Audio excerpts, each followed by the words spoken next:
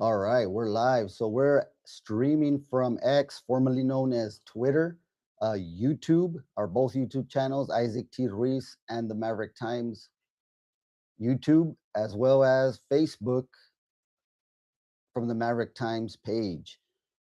Welcome to the Maverick Times podcast, episode number 70. Today we're discussing the race for Texas 23rd Congressional District, one of the largest and most complex districts in our country, stretching from San Antonio to West Texas, all the way down to the border, to U.S.-Mexico border here in Eagle Pass for all of our audience.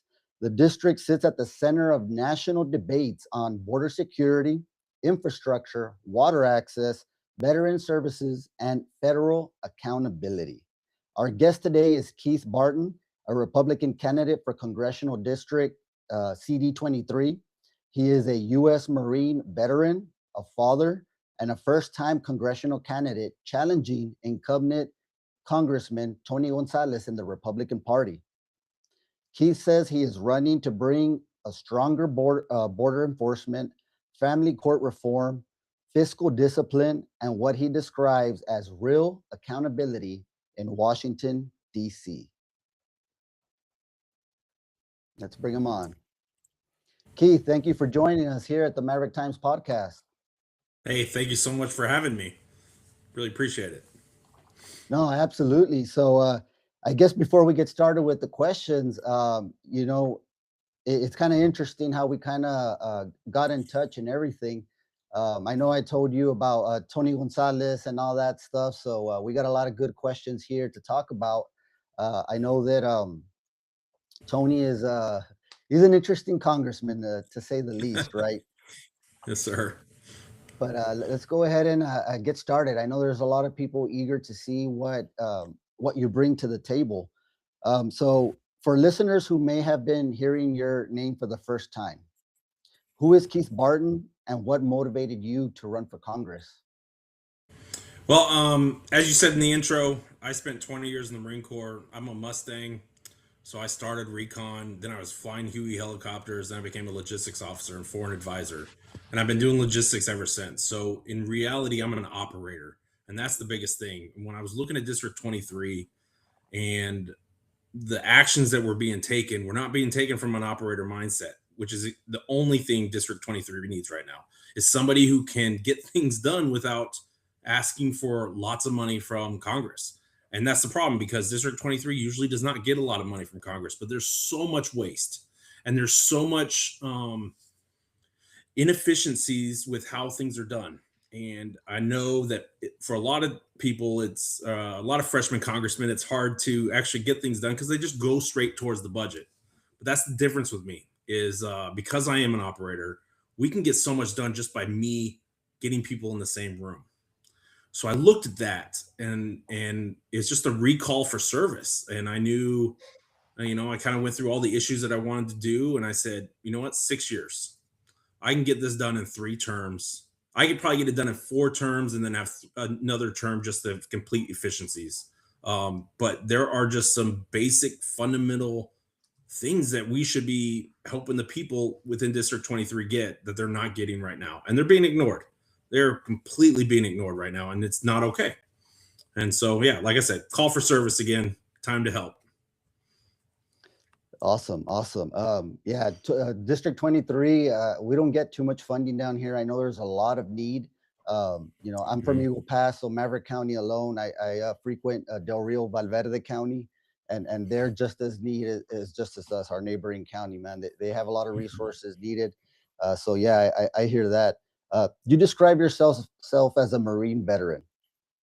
Correct. Can you walk us through your military service and explain what experience shaped your leadership and decision making? Well, for sure.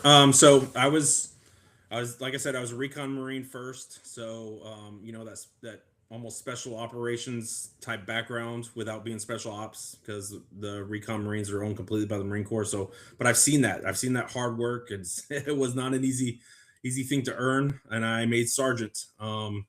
And when I left, I was the headquarters platoon sergeant, and then commissioned. I had my flight contract for a long time before I ever even commissioned. and I went to flight school. So, well, first we go to the basic school, which only Marine Corps has, and it's literally a 6-month leadership training course, and it's intense. It really is. And then when you go to flight school, and then I don't know if you know anything about naval flight school, that's not a cakewalk either. So, out of flight school, I earned the right to fly the Huey helicopter. Amazing platform, old school. We got new ones now, but one of the other things within that aircraft is there's 4 people in that aircraft. So it's still leadership in the air. It's not a single piloted aircraft. You got 2 crew members in the back. You are coordinating on all 4 corners of that aircraft while you're flying, while you're fighting it. And while you're a pilot, you're also you have a regular job too. And I was always in the logistics department. I was in operations, then I went to logistics department. And that's really where my real logistics experience really got going. And then my helicopter went away. I switched to become a logistics officer and finished up my training. So again, another school, continued on with all that logistics operational training. So now I've seen ground, I've seen air, now I've seen combat service support and coordinating from 36 units sometimes at once across the country, right? And then that's a big step. And then I went to Afghanistan as a foreign advisor. I should backtrack. I did deploy as a pilot too. I went on what's called a Marine Expeditionary Unit, so I flew as a pilot. And then, but when I went to Afghanistan, I was a logistics advisor to the Afghan National Army. And we're not talking, being on a ship and kind of coming in. We were talking 6 days a week. We were working with Afghans on their base or outside the wire. Were we safe with our Afghans? I would say for the most part, yes. With the other Afghans, you never knew, right? So you were always on high alert while trying to use an interpreter to teach complex tactics and logistics outfits and concepts, which was very challenging. It absolutely was. Another beautiful thing of what I got there is I got to fly drones in combat too, and that was pretty cool. Yeah, very cool. And then I got out. I got out in 17, and I've worked for some really big companies. I worked for my first job when I got out of the Marine Corps was Walmart distribution. Went to Mobile, Alabama, and helped open a 2.6 million square foot building with 1,100 employees in it. That's big boy logistics. 500 lifts in one building, 3/4 of a mile long. A lot of coordination there. And then I took a promotion and I became what's called site manager for a company called Dyer Aerospace.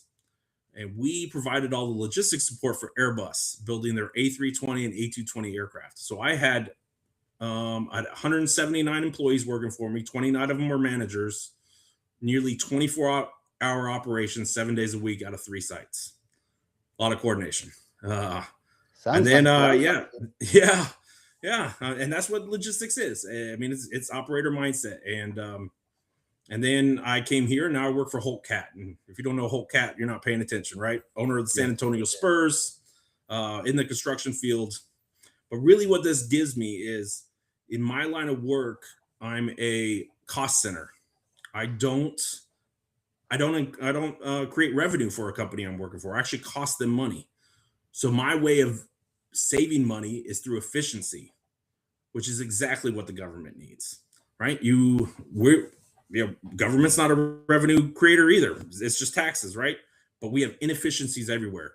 And so I'm an expert at this point of root cause analysis, right? There's a lot of times that people put band-aids on everything when you could just fix the simplest thing, you get second and third order corrective effects that affect so many different areas. Sometimes it affects so many areas you can't even estimate the amount of savings that are going to come from it until you get further into the process. But that's what root cause analysis gives you. And that's something none of my opponents have. And you can't fake being an operator. You can talk like it, get some talking points, but when you get in that room, everybody's going to know you're not an operator unless you really are one. And it takes a long time to become one. And yes, that's what I bring. I'm not worried about a lot of national issues. I'm going to have to vote. I'm going to have to probably co-sponsor some bills. There's 2 things that I want to do personally that will help the country. My main focus will always be District 23 because that's the whole reason I'm running. There are these simple, high-cost logistics issues that need somebody that can do it. And they're not being done right now. Yeah, I think there's a lot of people, especially here in Eagle Pass, Maverick County, can contest to that and say that, hey, they're overlooked. Just we only get any attention from the congressman whenever there's a photo to be taken, and it's a little difficult where we lack a lot of resources that we need. The city, the county, also outside of our county, in the outskirts of the county, north side of it, Maverick County, you have the big water issue with Quemado that is Hmm. hurting right now for water. So yeah, we need a problem solver is what we need here in this District 23. I'll tell you Um, this, Lewis. Every day I wear steel-toed shoes, a high vis vest, and a bump cap every single day. I'm in the weeds even now, so that wouldn't change. I'm gonna get in there. I'll get dirty. this is the first time you run for Congress or for public Correct. office. I'm sorry. What convinced you that this moment in this district required a new candidate? I it just goes back to I thought about local, but it wasn't a big enough arm. I read, I did a lot of reading, and there's plenty of very, very good people at the local level already trying to fix this problem. But what they don't have is the true DC support to put it all together. And so I looked at it and I said, and it's not being cocky. It's just, all right, hey, I know I got this experience.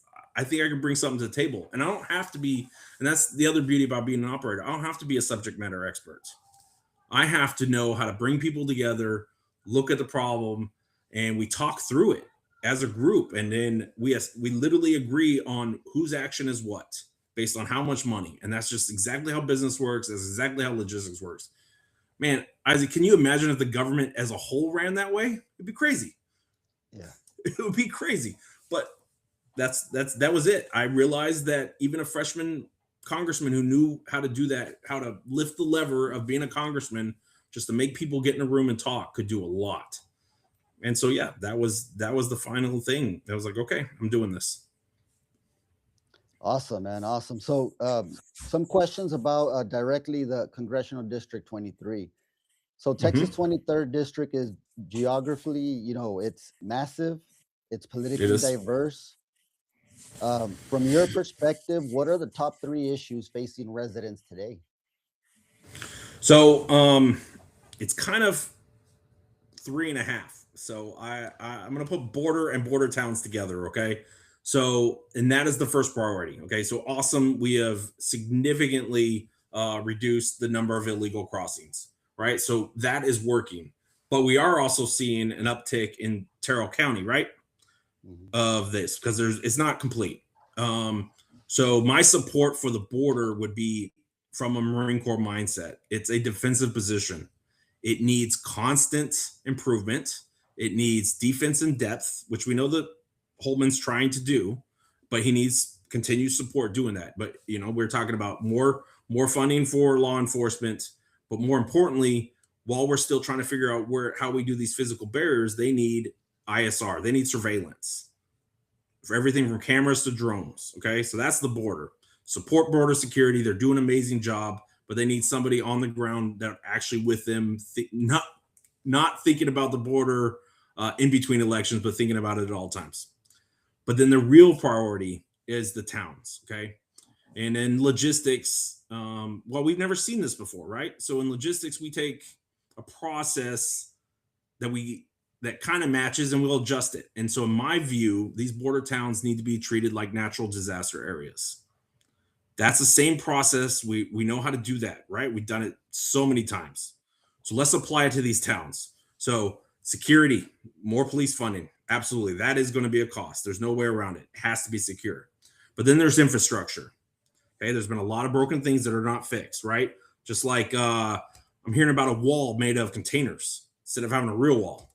Yeah. Right. Oh my goodness. Seriously. Or the Shelby Park issue. Right. Mhm.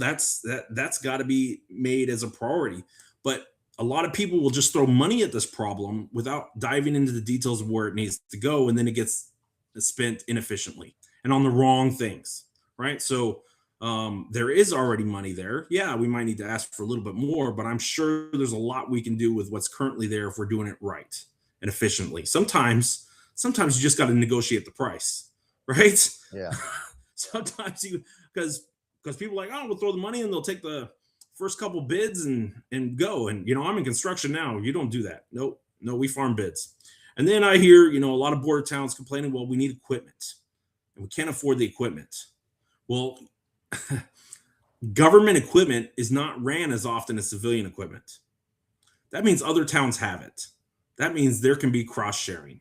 And that's another where a congressional lever can come in and hey, they need a bulldozer for whatever, right?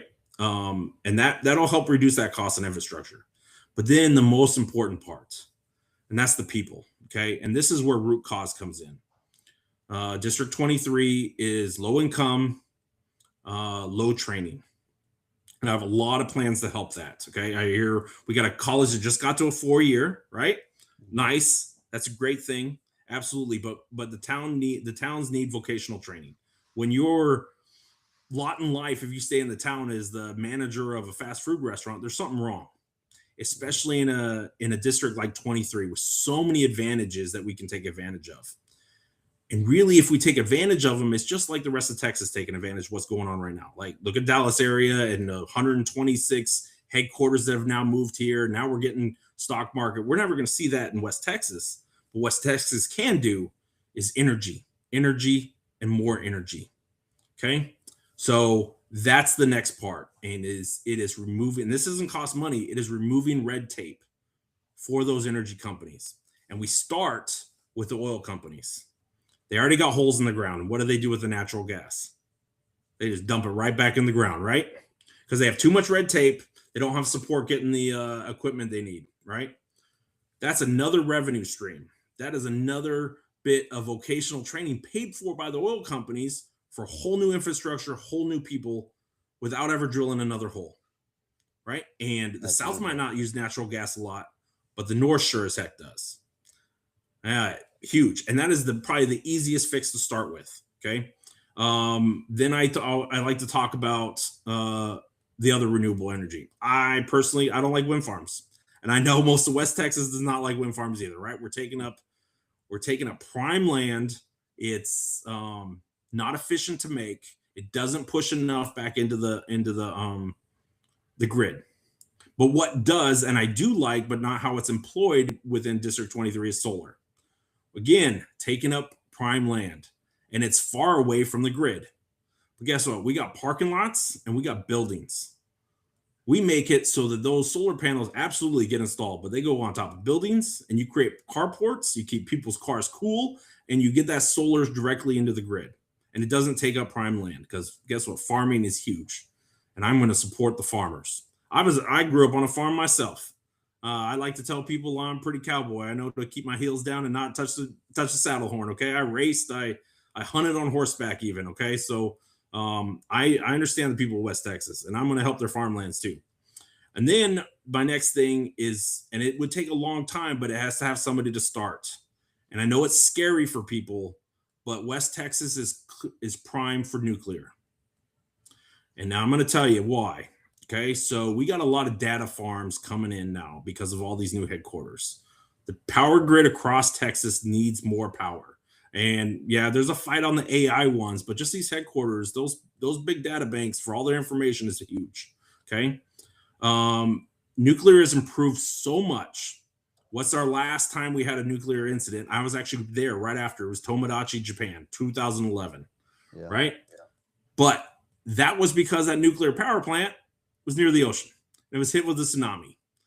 I don't think we have an issue with a tsunami or hurricane very much in West Texas, putting a bunch of water on it, you know what I'm saying? So we don't have to think about that. No, you don't. Right. And think about that vocational training. Think about those wages. And I like to tell people more Republicans graduate high school, more Republicans graduate trade school, and more Democrats graduate college, right? Well, West Texas, right there, trade school, vocational training. We are perfect for it. And what do you do? What happens, Isaac, when we bring up the income of the whole area? That's root cause, isn't it? Revitalizes everything. Everything. And we can do this with energy while protecting the farmers. while keeping everybody's lifestyle the same without going crazy on weird bills and throwing money at stuff. Heck no, we're getting private companies to invest because there's so much money to be made there, right? And then when we get there, then it's open up for decades worth of future energy resource. Because again, we have the room, right? And stuff that isn't even thought of yet. I mean, shoot, we don't even know how to do geothermal yet. But imagine if 20, 30 years down the road, West Texas figures out geothermal energy. It would change the world. It's a whole And it new can start ballgame. right here. But if we don't start it now, if we don't open it up for that energy development, we'll never get there. So somebody's got to start it.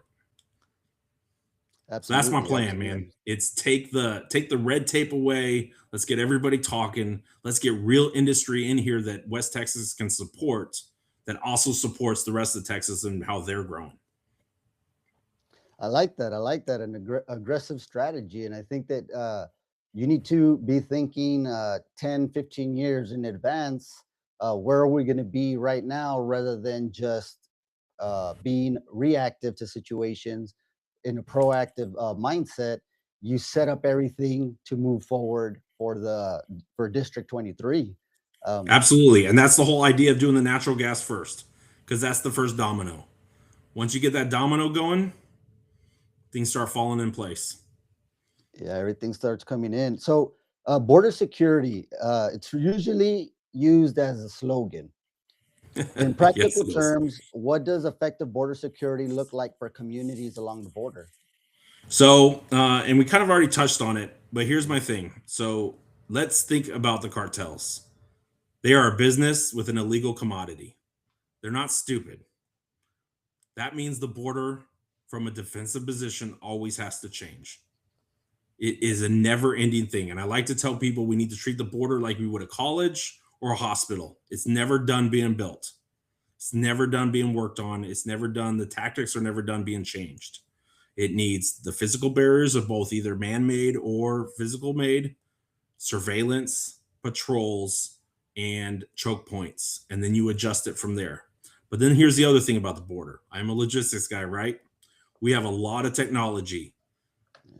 We are on our choke points, and our vetting process for legal immigration is not up to par, right? America used to be built on these foreign nationals coming in that brought something to this country, right? So why do we have master degree engineers taking 10 years to get in, but we're letting other people in illegally right off the cuff? Yeah. That's not okay. And we got the technology to vet faster. And same thing with vetting for product, right? Mexico, they still have lots of positives for us, and they are still a good trade partner. So as long as we're vetting, that logistics train going back and forth should be made more efficient.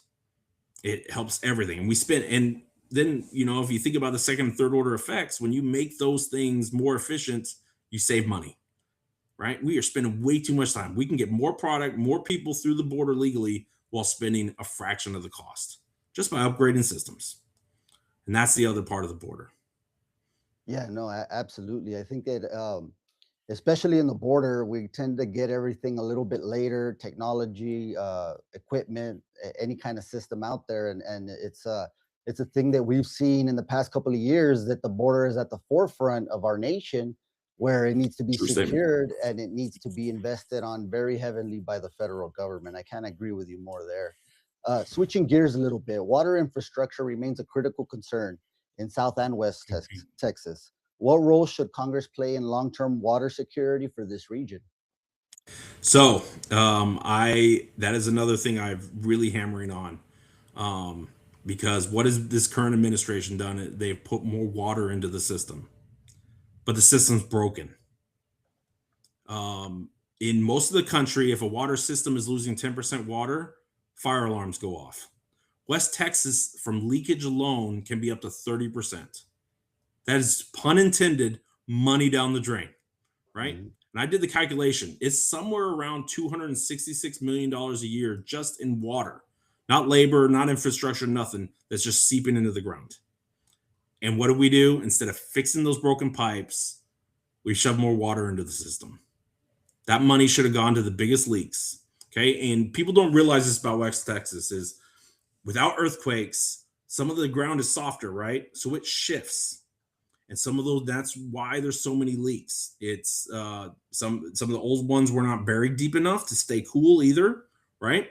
And then the ground shifts and it breaks these pipes. Now, newer pipes, the iron pipes with the proper sealing on the inside, those will last forever and a day.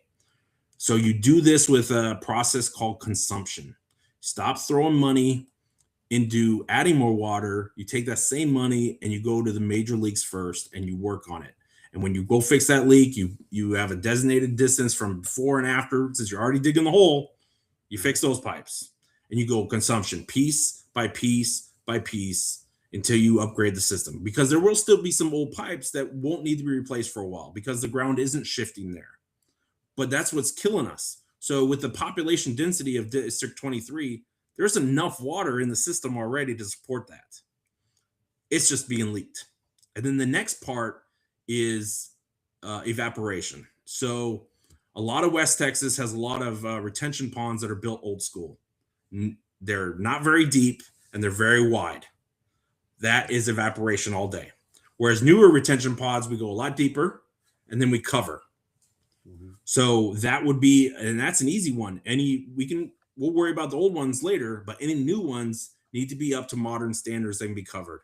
And that's going to save a lot of water too, because out of those retention ponds is mostly where the water is for the farmers come in. It's not drinkable water, it's farming water, right? Yeah. And so when you're losing that much already to evaporation, while the farmers are already dealing with having the water at the right times to battle evaporation, we're just killing ourselves. Yeah. So absolutely. So again, logistics mindset, let's do it right the first time. Let's use upgraded technology. And then as we see the savings, we'll go back and we'll fix some of the older ones. No, yeah. And actually that problem does hit real close to home with, I was mentioning at the beginning of the podcast, with Quemado, which is on the north side. It's an unincorporated town. It's within Maverick County, about a 15-minute drive from Eagle Pass on the north side of Maverick County. I actually work there as a consultant for some grants, and they have a big problem. It's the only water system that is designed with a gravity, so it's all gravity there. Oh, right? Like old school Roman. Old school, yeah. It's all gravity fed. Everything. I mean, this was built back in the 1920s, I believe. It's an old one. But the biggest problem they had when I was there is that we were trying to apply for grants with the Texas Water Development Board to repair their system. A lot of these places don't. Some of them are concrete lined. They're open channels. You said about the evaporation. That, of course, I mean, that stuff's evaporating. They lose a lot of water. They have seepage like crazy. I remember one time going out with the not the general manager, with the superintendent, looking at one, and then you're looking at the channel. And then you see behind it, and you see another pond right behind it because of all the leakage that's coming out of there. And just like you said, that's a big loss of water, which costs money, which, you can't replace that. No. And that's what, you really touched it on there with what's going on, not only in CD23, but right in our own backyards here in Maverick County. Correct. Family court reform. I know that's one of your issues that you've been putting out there. It's a central theme in your campaign. What is the issue important to you personally, or how did this come about? So, we'll just kind of give a little bit of the history, okay? And most people don't know this. The funding from the federal government to support family court goes to the amount of child support that they collect. Right now, it's a 66% matching, okay? And that was needed 50 years ago when the program came out, okay? Because people weren't paying. But the laws have shifted, okay? And the laws say gender neutral, 50-50. All the science backs, the most time you can get with both parents, the better the child is. You get better education, less mental health issues, higher paying jobs, more secure within the country. The problem is that everybody that goes after this, frankly, they're lawyers. That means they're inside the system. And what they try to always do is they try to change the family court laws. Well, then you're talking about the 10th Amendment, right? And then you're affecting state rights. So my proposal is 12 pages. That's it. I already got a draft, and I've already started talking to some of these advocacy groups trying to do this, and they didn't think about this either. So first off, family courts, they say they're supposed to track certain parts of data that we don't know is accurate. Like, for instance, how much split there actually is in the country, how many fathers and mothers are actually primary, all these things, right? And every other court system already does this, okay? Family courts are also supposed to actually cite the laws that they use to make their decision, right? And that is just like every other court. But in family court, there's this thing called discretion. And when you don't cite the law that you're actually using to make the decision, then you're just doing it by discretion. And that is an abuse of discretion, in my opinion. So my proposal is everything that they're supposed to do already within the law, match what a criminal court, what a civil court, make the judge show their work. And people are going to complain, well, that's going to cause more work for them, but it was already proven in these other courts it actually doesn't, because now it becomes a checklist. And we're just talking just the major things, right? And so it's not buried in text. And then I think of it like this. The parents are the customers, right? We're not talking about criminals. We're not talking about a civil lawsuit between major companies. These are normal Americans. And they should never walk out of a family court and not understand why this judge made the decision that affects their lives the way they did. Okay? So my proposal does nothing to change the judge's discretion. It doesn't change their decision making. It makes them put it on paper. And then the other thing is, we're not touching any laws. We're just taking Title 9D and applying that same money to what the laws say. And the states would then get that money for being more gender neutral, for citing the laws correctly, for being closer to 50-50. Why is that so important? So it's important just from a child aspect, but then we go back to root cause. And thank you, Charlie Kirk, because he just didn't have this last little lever, right? But he talked about it all the time. What's wrong? Rebuilding the families. This is the lever to start that. You start. Perfect case in point. Kentucky is actually the furthest when it comes to getting 50-50 time sharing. They've already seen a 25% drop in divorce. Wow. And we're talking, Isaac, about a 12-page bill that simply just tells judges, show your work at the beginning of the order, and we're gonna reward you for following the law instead of incentivizing child support. That is as bipartisan root cause for family court I think you could ever see. And again, we don't affect anything with the state. And then it's voluntary anyway. If the state doesn't want to participate, cool. You just don't get the money. So guess what? They're all going to participate for sure. But we already have case studies, and that's the other beautiful part. There's multiple states that are trying portions of this already and showing massive results. So why not roll it out full-fledged with an easy bill? That's my point. I think what you're saying is absolutely correct.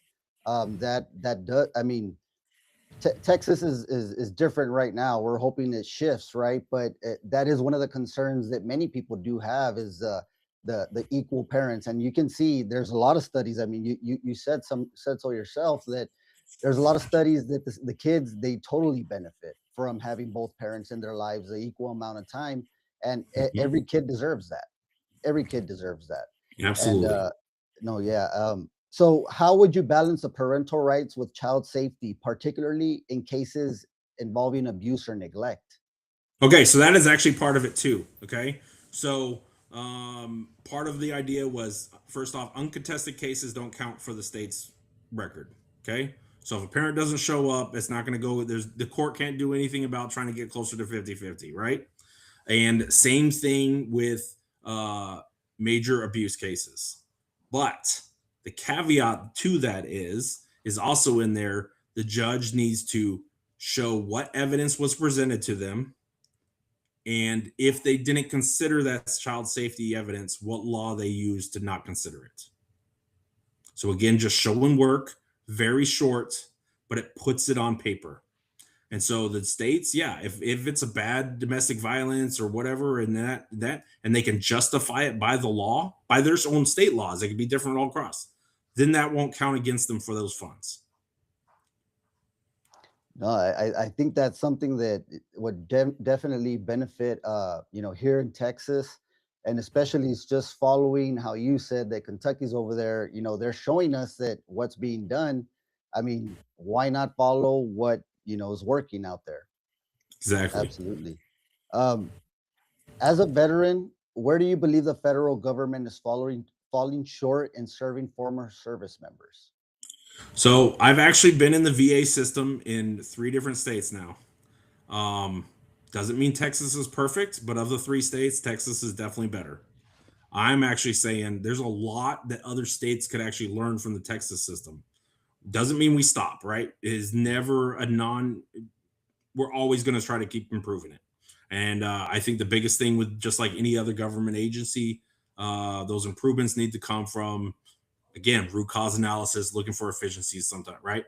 You get a lot of double work going on in the VA, and that slows the process down, and it costs money that way. So that's really where we need to go for that. I believe that the benefits themselves are great, and I think Texas absolutely cares about its veterans more than any other state I've been in. And I've been all over the world. I've been all over the country.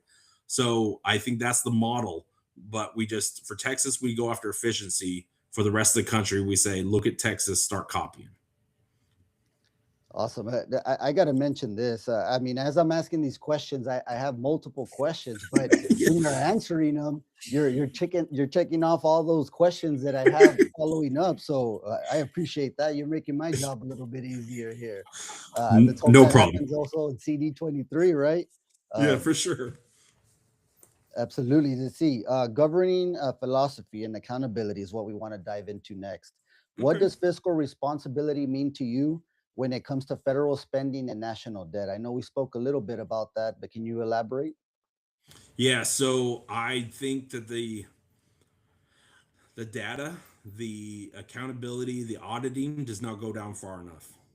At a certain point with federal funds, it gets to the point where you have individuals making decisions, which is where fraud can come in, which is where funds go to unintentional places. We already have the infrastructure for this. We just need to expand it, and we need to watch the dollar further down the road. That is a big thing. And when we do that, we also work on those efficiencies again, right? Why are you spending this much money on this when we could do it this way instead? Okay, because I mean, Congress does not have the bandwidth, even with 400 and something congressmen, does not have the bandwidth to micromanage these funds all the way down. You have to set in a place of accountability. And again, this is 2026, Isaac. We have a lot of technology just to follow this. Yeah. Interconnected systems that are not being implemented or used, but we have to follow the dollar down further and have auditors throughout the place. Because yes, it's going to cost more money for those auditors, but guess what? They are going to make their money over and over and over again just by it not going to waste. Why are we sending like how what about all these horror stories at Doge, right? All this money going to Africa for these ridiculous reasons. No, not acceptable. It stays here. It stays here, No, and it needs yeah. to be I mean, audited. I can contest to that. It's even dealing with grants, like in my professional life, you have grants going outside of this country in the sum of millions and millions of dollars. When we're not at a level to say that we can be given millions and millions out when we have so many problems within our own businesses, infrastructure, and everything that we need to take care of. It's kind of crazy that we're sending money out and fraud. I mean, let's go ahead and pick something close that just happened there in Minnesota with the Somalian daycares. That where is all that money going? Where was it, or what happened? Or there is no chokeholds or chokes where we can go ahead and say, "Hey, what's going on here?" I mean, that's a pretty For big ball to sure. drop. I love the fact that we had this young patriot kid using his brain, and he figured it out, and he opened the rest of the country's eyes.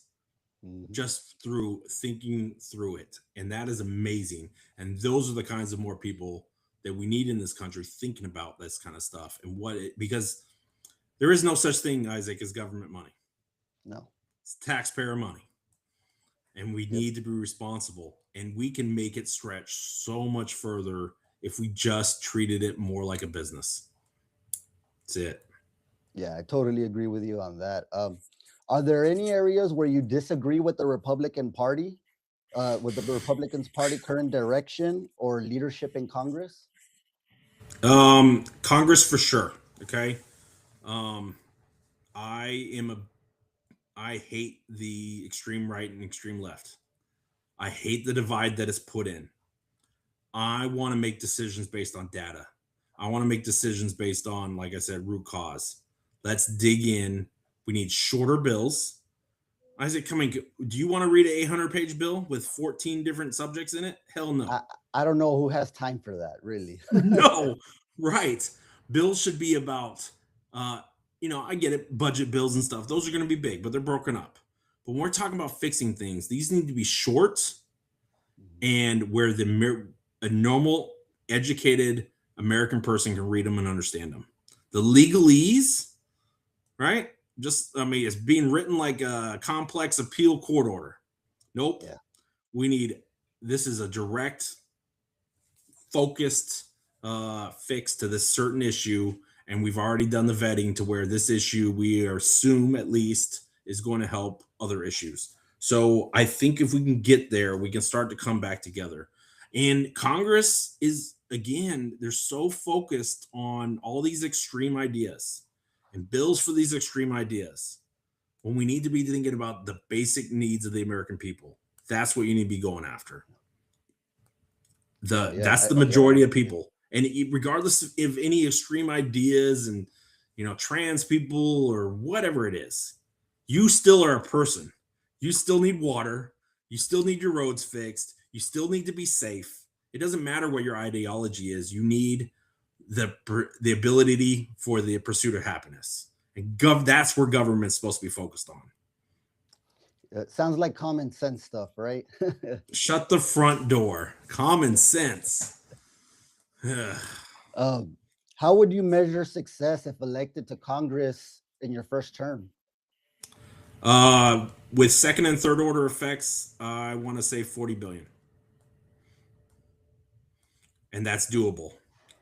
Just let's just say, by some miracle of God, I got my child court reform done across the country.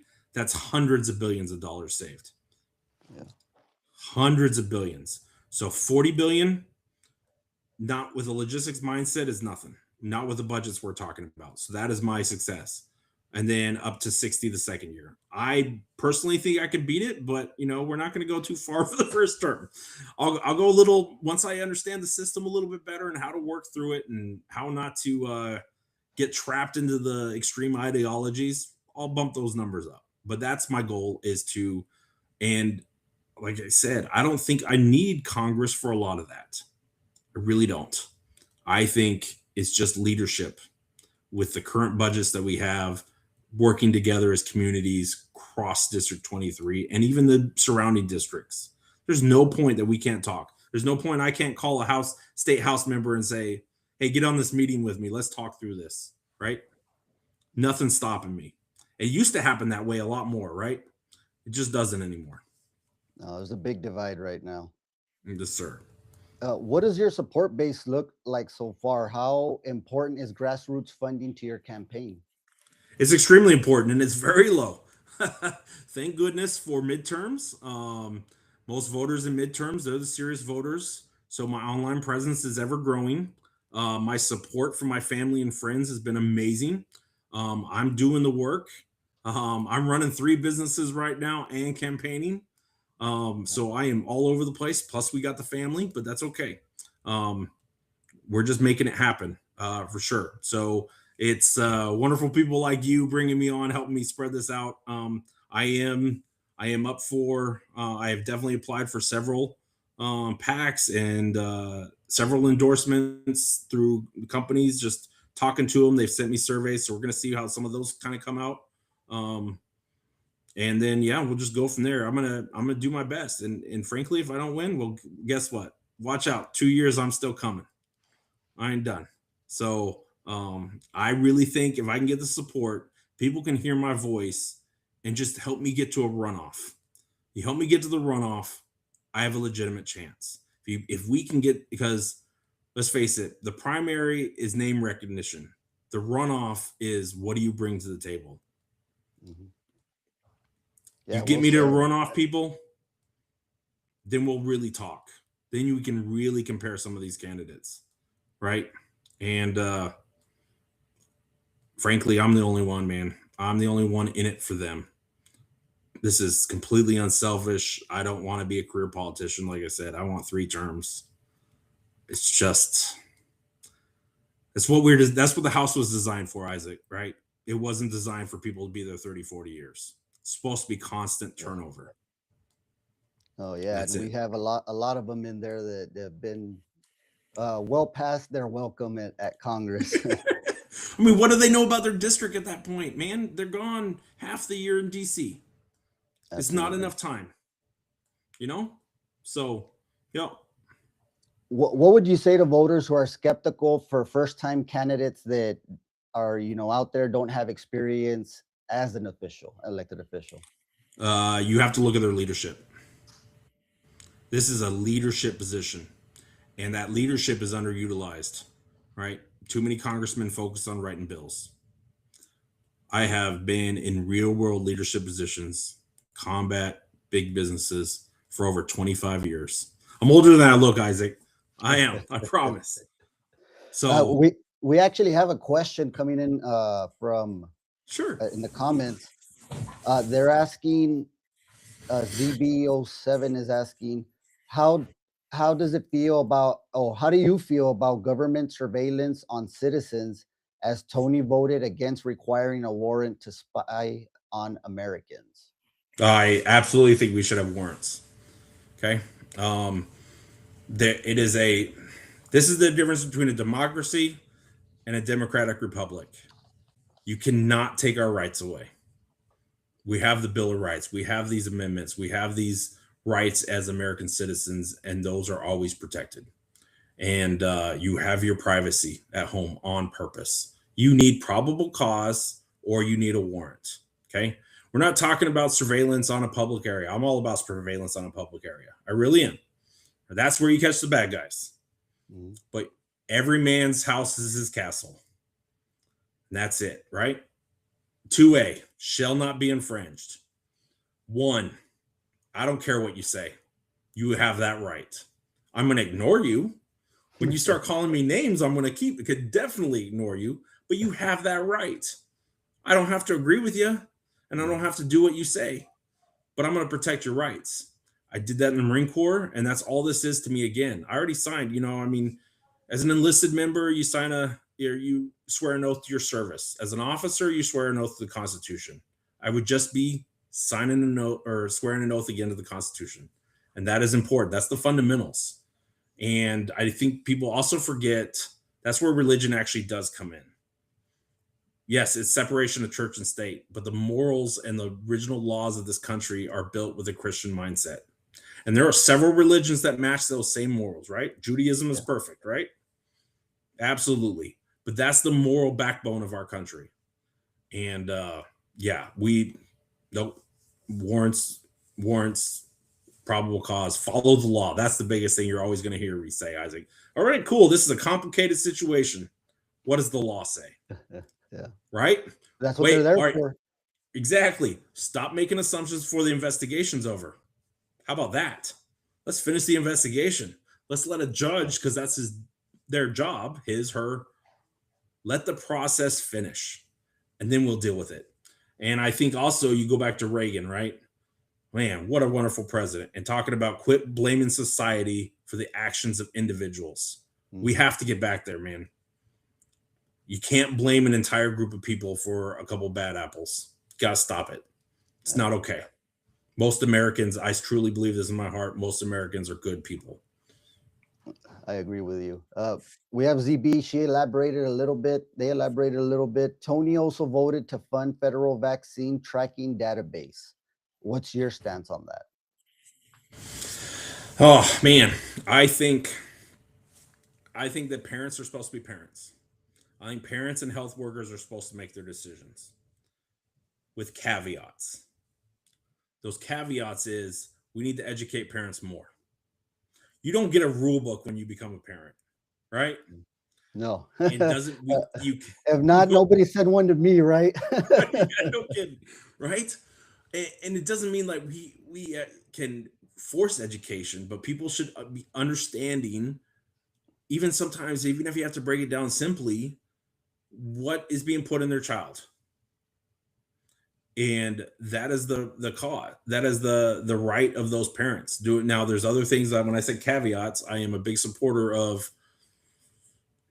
no transitioning until you're 18 and you're an adult and you can make that decision.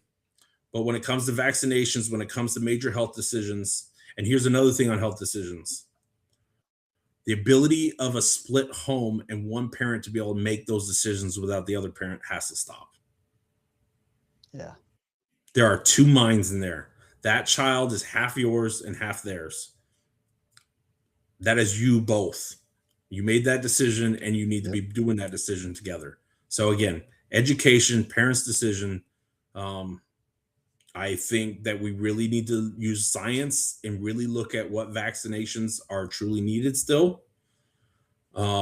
If some can be, I mean, I'm not a biologist, man, but I'm sure we can find some adjustments, right? Maybe some of these dosages are too high. I don't know, but there's those smart people in the world that can tell us that. So we follow the science, and that's what we Yeah. adjust.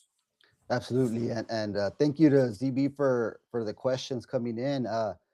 Now that we kind of spoke about the incumbent Congressman Tony Gonzalez, you're challenging him, the incumbent Congressman Tony Gonzalez. What do you believe, or where do you believe he has failed to deliver for the people of CD23?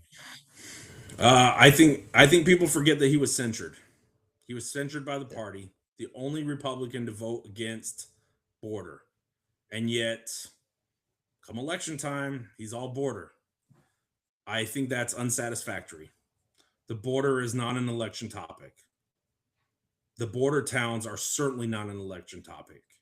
You Hmm. don't get to sit in DC for a year and a half and only come and talk at the half year. Not okay. Unsatisfactory. You have to know your district and you have to vote the way your district wants you to vote. You gotta stop. It's not your personal feelings all the time, right? You have people under you to figure out what your district actually wants. And that's how you help make those tough decisions, right? Those complicated moral decisions.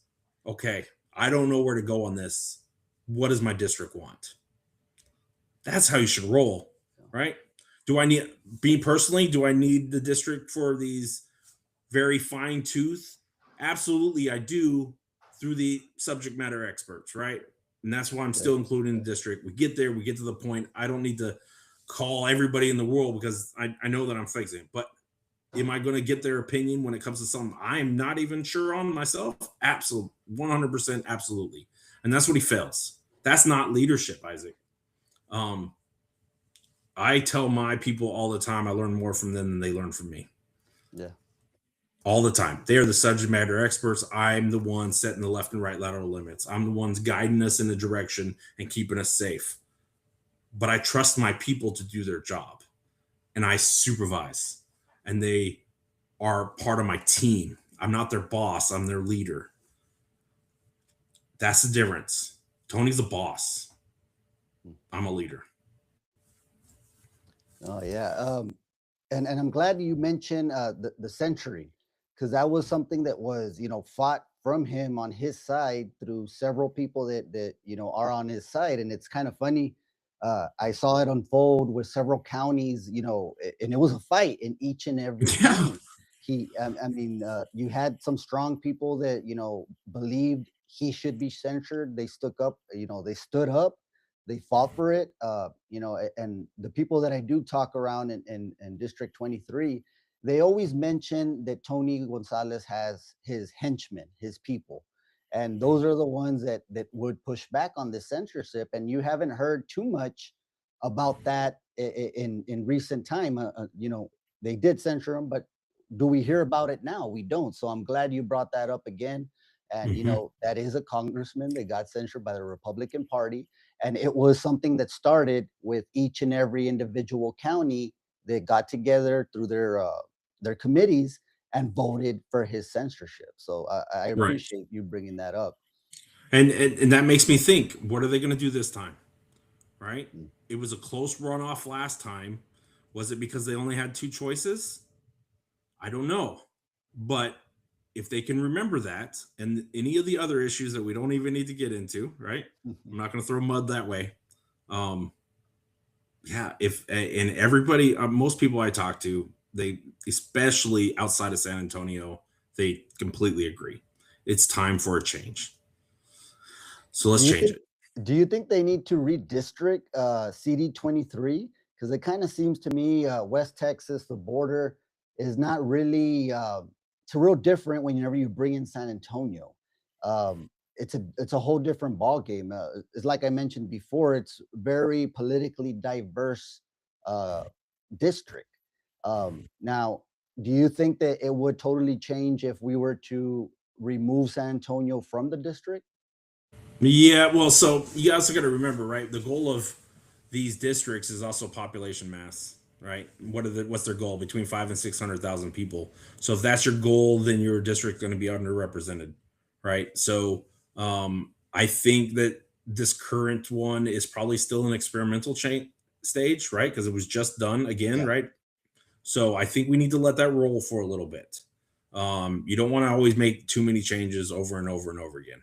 Let's see the adjustment. But the beauty is too, West San Antonio is certainly more right than Central San Antonio. So yeah, so we're okay there. That's population density that helps us with it, and I trust the people of West San Antonio to think more for the rest of District 23 than I ever would Central San Antonio. Right? It's just different, and I live in West San Antonio, so I absolutely get it. I see it. So yeah, let's. I'm never opposed to change. I'm never opposed to positive change, but we need the data first to see if it's necessary. Can you point to a specific vote or a policy position taken by Congressman Gonzalez that you would have handled totally different? I mean, it comes right back to the border. That's the biggest one for me. And then the myriad of other votes where he went nearly completely against the party. So my understanding is he only got a 68% rating from CPAC. Yeah. That's not. This is West Texas, man. This is conservative as it gets. Mhm. And you can actually go on some of these sites, iVoter and whatnot, and you can see where we align, where we fall out. He is literally in the center. There's a cross, and he's right there in the middle. I've seen that. Yeah. Yeah, I am not. Now I'm not extreme. I like to tell people I'm not extreme on anything except being an American. But I'm definitely right wing of my ideology. I am bipartisan. I'm fixing issues, and I am right wing on my ideology. So, and that's what we need. And I think that's completely different than him. Yeah. I think the word is they've been calling them a rhino. Yeah, I've heard that too. That's not something I want to be known as. um, Leadership is often judged not by policy, but also how a crisis has happened. Recently, there was a tragic incident with a staff member of Congressman Gonzalez's office ruled as a suicide. Without speculating on the case, what responsibility do elected officials have to ensure healthy, professional, and supportive workplace environments for their staff?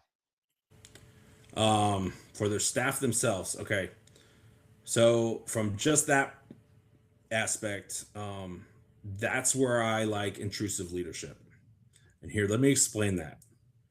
Um, Most people quit their jobs not because of pay, because of their boss. And Mhm. I always remember that when people that work with me go home, they talk about me at the dinner table. If I am not their leader, if I am their boss, I don't want their spouse, right? Understanding. So I treat people, I don't care about their background. I treat people like adults, and I support them. And when I say intrusive leadership, that means I am there to support them with their personal lives too, whatever they want, right? Okay, hey, my guys, shoot, man, they got medical appointments, we make it happen, right? We have an emergency, we make it happen. And then I say, you want to talk about it? I'm here. We'll close door. I'll listen. I don't even have to talk. I'm here for you. And so for my staff, let's face it, like my staff, if I'm the congressman, it'll be a lot smaller than I've dealt with before. I'm going to be really able to support my staff, which means my staff is going to be able to support the voters. And that's where I think there's definitely a clear separation of personal relationship. But as a leader, I'm a coach and I'm a mentor and I'm a listener. And that's what you have to be. The other parts, I will say this about the investigation: all investigations should be transparent. And it's in the law, right? I don't think absolutely HIPAA rules, medical, whatever, but there needs to be more transparency throughout government. Our secrets should be outside. I was in the military, right? I know all about secrets. Absolutely. Yeah. Those are secrets. Those get held on to. But when it comes to what's happening in our country with the basic processes, transparency is the best way to keep people's trust. Period. Right now, I don't think people trust things enough. I would have to agree with you. And again, you're answering the question before I even say it, man. Thank you. You're making this. Really You're welcome. Well, we actually have a question coming in. Will you be receiving funding from Israel AIPAC? What is your stance on what's happening? It seems that those have received funding are putting Israel first. We need a congressman who will put citizens of United States first. Okay, so this is where now we're getting into foreign policy. Well, thank you for that. Absolutely, Americans do come first. At the same time, being a combat vet, I understand our role as a superpower. I understand our role as when absolutely necessary, we can take care of things. Okay. Things like NATO. We don't need NATO. We're America. Okay. Then I think about the Middle East, and I served in the Middle East. I absolutely believe we will eventually go back to Afghanistan. When we have messed up Afghanistan twice. Charlie Wilson's war, this last one, we did not help build them up. So really, what are our two allies? We only have two allies in the Middle East that will always be conflict. That's Israel and Saudi Arabia. And Saudi Arabia is not even morally attached to us. Israel is. Okay. Those people have been through so much for centuries. So yes, I am pro-Israel because their moral code matches mine the closest. Okay. I've served with Muslims. I've seen Islamic extremists. I've also served with Jews. Okay. I'm okay with that. So you can do both. You don't have to only take care of American people, and you don't also have to just ignore foreign policy. You need foreign policy. But the best way for America to use the superpower is what's been happening is we are the ones that force people to the table to talk. That does not cost a lot of money, people, in comparison to a war. And we should do it any chance we get because it saves people's lives. We might be different countries, but every person on this planet is the same species. And so I don't think we need to be spending so much money outside, but our influence we have plenty of people to also push that influence out and help the world that way at least. So don't ignore one for the other. Money-wise, that more money needs to stay in the country. Absolutely. A lot more. But doesn't mean we take our eye off the bat because there's threats. And there will always be threats. And when you're the big boy on the table, I like to say, look at the Chicago Bulls back in the day, right? Everybody played better when they were playing against Jordan. Well, guess what? We're Jordan. And everybody's going to put up their best game against us. So we have to watch them. Absolutely. Why should voters in Texas 23rd congressional district trust you with their vote? I'm an honorable man. I am, and I'm going to. You're not. You don't have to worry about me worrying about the crazy ideas. My folk. I'm a go big or go home. I go after problems, and I've done it my whole career. I've risked my life for this country, and I don't say that lightly, and I don't say that to brag. I knew I was going to be in the military since I was 6 years old. I just did it. Um, so it's just a recall for service. And I'm sacrificing a lot. We have a 2 year old man, a 2 year old, and I'm doing this. Wow. But I'm doing this because people need it. People need somebody to care, and I like to tell people too. I will maintain staff so that I'm available. I am going to be available for District 23. I'm not going to be available for most of the rest of the country, but I'm going to be available for District 23 because these are my people now. No, yeah, and I know that you had a certain thing that you did in calling out the incumbent Congressman Tony Gonzalez, and you want to debate him.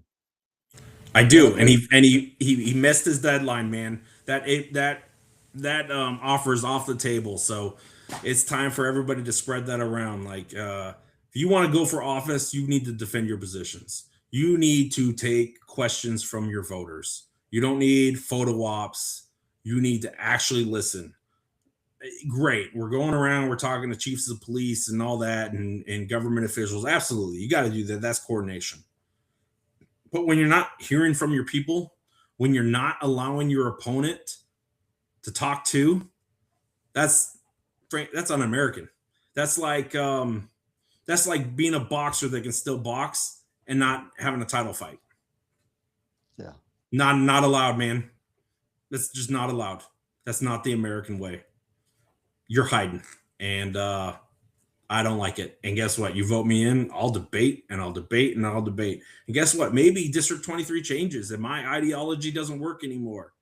That's the point of Yeah. a vote. But you're going to hear my opinion, and guess what? My opinion is probably going to change.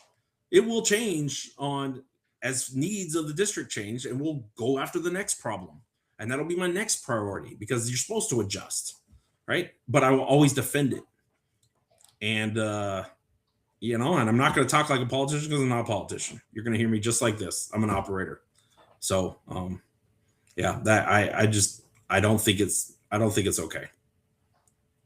No, and I think the voters of the congressional district 23rd, Texas's 23rd congressional district appreciate that, and they want to see uh, this discussion, this talk, this debate go between the candidates, so we can choose the whoever is the best for our district. It's important. It's critical to have this kind of debate. We also kind of been throwing in. This is I would say how many terms he has now? 3 terms. He's Uh, on his third, I think. Yeah. Congressman. So since he was running back in the day against Raul Reyes, we have asked him to come on the Maverick Times podcast. We've had this for a while. It's changed a little bit. We used to be the Rising Texan. Something happened. We had to go to the Maverick Times, but we've been reaching out to Congressman Tony Gonzalez ever since before he was a congressman, and not once has he responded to show up like you have here. Kind of not knowing what you're expecting, didn't know what questions you were going to be thrown. You didn't. Sometimes I get this thing where people ask for the interview questions beforehand. You didn't ask me any for any question. You didn't tell me, well, what are we going to talk about? And that was something that's completely new to me. I mean, usually when I interview or people come on the podcast, they want to know, well, what are you going to ask? And hey, this is off the table. I don't want to talk about this or this and that. I pride myself in saying that we don't throw softball questions out here. We want to get candidates or anybody we interview from the community. We want to get them talking. We want to get a sense of who they really are, because people Right. can just answer questions, and you don't know who they are. But and that's where I was getting to my point where you were answering these questions even before. So I know you're not holding anything back. I know you're not watching what you're saying. It's coming straight from what you believe. And I Yes, think that sir. that's real refreshing, especially here in our congressional district where we haven't had that. I mean, even before you had Will Hurd, before Tony took over, Will Hurd did show up a little bit more than Tony, I will say that. But Mhm. it's been very different ever since Tony came on board. And, there's been a lot of names thrown out there, Phony Tony, the Rhino. And again, we appreciate you coming on. We know we reached out and, you were all for it. We really appreciate it. I don't know if you have anything else to say to the audience, the ones watching right now and the thousands that are going to watch this after it's over. Yeah, so I got two things. So I want to expand on what you said. I appreciate that. Um, I'm also going to tell you when somebody asks me a question and I don't know, I'm going to tell them I don't know, but I'm going to tell them I'm going to go research. I'm going to find it out. I didn't know anything about the screw worm. I was calling the ag department and learning, and I figured it out. Right, and I have a farming background, so yeah, that was easier for me. But so that is my promise to District 23. I'm not going to have every solution, but I'm going to figure it out. I always do. And when I'm wrong, I'm going to admit when I'm wrong. I'm going to tell you, hey, we made this plan. It didn't happen right. We screwed this up. Here's the new solution. Because that's what is owed to the people. People can respect you when you made a decision attempting to do the right thing and you might have made a mistake and you own that mistake, especially when you come with a secondary plan. So and that's just being a leader. Um, I admit I'm wrong all the time to my guys, and that's okay. That's perfectly okay because guess what? I put my pants on the same way they do. It's not a big deal. Um, so yeah, that's the first thing. The second thing, ladies and gentlemen, yeah, money's one thing, but right now this is midterms. If you like what I've had to say, help get the word out for me, please. That's the best thing. Right now, I'm trying to reach voters. Um, yeah, some endorsements will come, some more money will come, but we're in a technological age. We can do a lot of this through here. And so that's my big support I'm asking for right now. If you agree and you like what I'm saying, spread the word to the other voters, let them hear it too. And then reach out to my campaign. If you have direct questions, hit me up because I'll talk about it. I will absolutely figure it out and I'll talk about it. We'll do more interviews. We'll talk about it there if we come up with another one and what my plan could be for it if it's necessary. If it's and even if let's just say I see it as too a high level of a thing, I'm going to tell you the root cause thing that I can go after that will help fix that in the future too. And then okay, but in the meantime, this is the people we need to talk to. But I can work on this part, and here's the person that can work on this part. That's my promise to you because that's what leaders do. Yeah, no, I can really appreciate that. I think a lot of people forget um, things are fixed from the foundation up, not from Mhm. topward down. And I think once people get in Congress, they get kind of complacent about that. And just like we've seen with the congressman, we are the ones who elect them. Where is he? Where Right. is he? Any final words, Keith? We appreciate it. It's been awesome. We're hoping. I know March the 3rd. I believe Yes, it's sir. the primary election. Early voting starts in February, about a month February away. 17th. Yes, February sir. 17th, February a month 17th. away. We'd love to have you again, maybe in a couple of weeks, just so we can follow up and get an update on the campaign, see how everything's going. Absolutely, for sure. Absolutely, I Awesome. will. And I appreciate it. Thanks for being one of the first ones to get me going. I won't forget in the future. I promise. You can keep me in the Congress for 6 years. I'll still come back and do interviews with you, Isaac, for sure. Awesome. That sounds like a deal to me. All right. Sounds good. All right. Appreciate it. Thank you, Keith. Thank you, everybody. Bye. All right, guys. So that concludes our podcast. Again, we were interviewing the Republican nominee candidate for Texas Congressional District, 23rd District. Here locally, it encompasses Eagle Pass, Maverick County, Del Rio, and Valverde, where our audience is mostly based out of. This is a candidate that is out here looking to get known, looking to get his word out. He is obviously, you saw the interview, those of you who've been following the interview. he's a little different than Tony. Tony, we've been trying to get him on an interview since he ran back in the day against the great Raul Reyes. Um, and since then, even before then, there was no way we could get him on here. Now we were able to secure interviews with Raul Reyes 6 years ago, 3 terms ago. He was more than happy to come on. He's been in other of our interviews as well, um, later on. And then we also had Frank Lopez from Valverde County. He's come on our show several times before as well. And we have yet to hear from Tony Gonzalez if he'll be willing to come on the Maverick Times podcast. So there you have it, guys. Do we want somebody that is willing to come on to prove himself to the audience, to you guys? Or do we want somebody that continues to run and hide and only uses certain media to control narratives that he needs to? The decision is you guys. It's up to you. You are the voters. We're headed into midterm elections. Uh, Keith did say that the early voting starts February 17th. It's right around the corner, about a month and a couple of days from now, guys. So you guys need to focus on what really matters, what is important, and what are your values. What congressman candidate values mirror your values? Who do we really want leading this district?